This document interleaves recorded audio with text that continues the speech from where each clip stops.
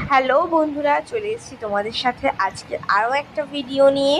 তো যে মাছটা তোমরা দেখতে পাচ্ছ এটা কিন্তু রুই মাছ, যেটা কিনা আমি আলু দিয়ে কালো জিরে দিয়ে পাতলা ঝোল করেছি ভাতের সাথে।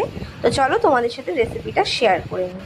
প্রথমেই মাছটা আমি ধুয়ে নিয়ে তার মধ্যে নুন হলুদ দিয়ে দিচ্ছি এবং ভালো করে নুন হলুদ দিয়ে মাছটা কিন্তু আমি মাখিয়ে দেবো।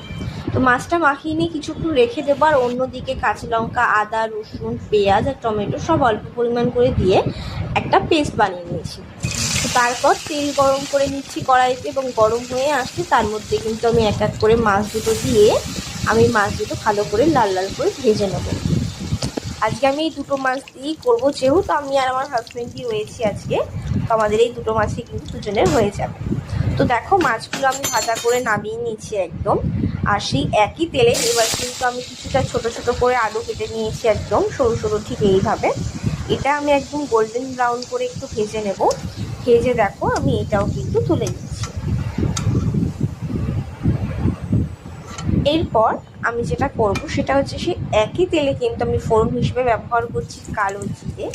তো সেটা আমি ফোড়ন দিয়ে নিলাম, এবং যে পেস্টটা আমি বানিয়ে রেখেছিলাম পেঁয়াজ, আদা, কাঁচা লঙ্কা, রসুন, টমেটো, সেটা কিন্তু আমি এই একই তেলের মধ্যে দিয়ে দিচ্ছি।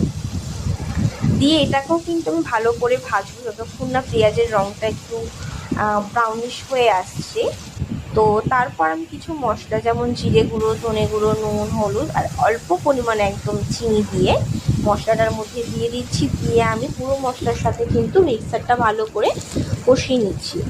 যখন তোমরা দেখবে যে মশলা থেকে সাইডে এরকম তেলটা ছেড়ে ছেড়ে দিয়েছে, সেই জায়গাতে দাঁড়িয়ে আমি কিন্তু যে আলুগুলো ভেজে রেখেছিলাম সেগুলো এই মশলার মধ্যে অ্যাড করে দিয়েছি, এবং অ্যাড করে ভালো করে মিক্স করে একটু কষিয়ে নেওয়ার পরে কিন্তু আমি পরিমাণ মতো জল দিয়ে দিয়েছি, এবং জলটা ফুটিয়ে নিয়ে যখন ফুটে এসছে এবং আলুটাও সেদ্ধ হয়ে এসছে, সেই জায়গায় আমি দেখো এক এক করে মাছ দুটো দিয়ে দিলাম।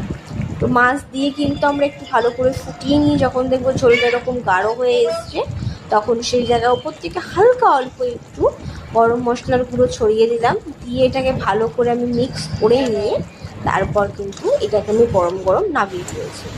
তো এইভাবে কিন্তু তোমরাও বাড়িতে বানিয়ে দেখো, খুব ভালো লাগবে। লাইক, শেয়ার, কমেন্ট করতে কিন্তু একদম ভুলো না।